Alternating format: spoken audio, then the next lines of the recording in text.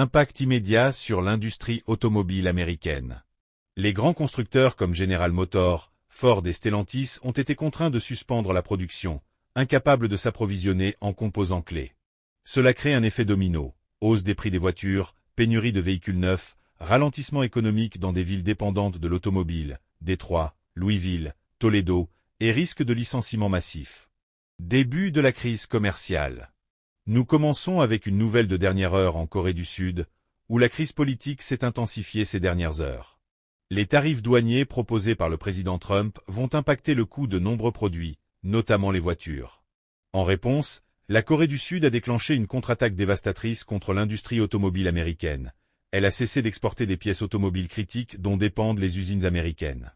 La riposte économique de la Corée du Sud. Plutôt que de simplement protester, la Corée du Sud a stoppé l'exportation de pièces automobiles essentielles, forçant l'arrêt de nombreuses usines américaines. Cette contre-attaque démontre que défier le commerce mondial peut avoir des conséquences dramatiques.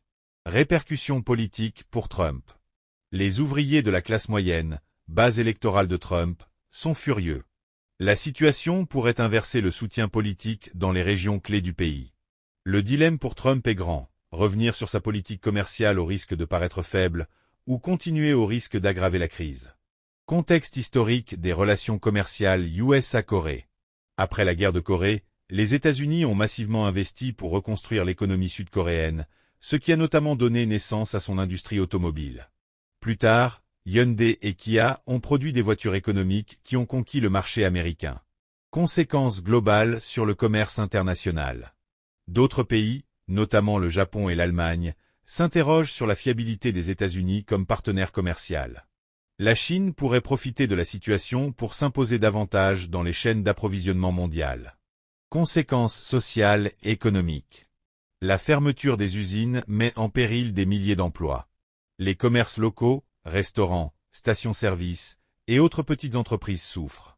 L'effet d'entraînement pourrait provoquer une crise économique régionale, voire nationale, rappelant la crise de 2008. L'avenir incertain de l'industrie automobile américaine. Si le conflit commercial perdure, la production automobile américaine pourrait être profondément transformée, affaiblie et davantage dépendante des importations. L'image des États-Unis comme leader fiable du commerce mondial est sérieusement ébranlée. Effondrement des marchés financiers. Les actions des constructeurs automobiles chutent, entraînant avec elles la confiance des investisseurs.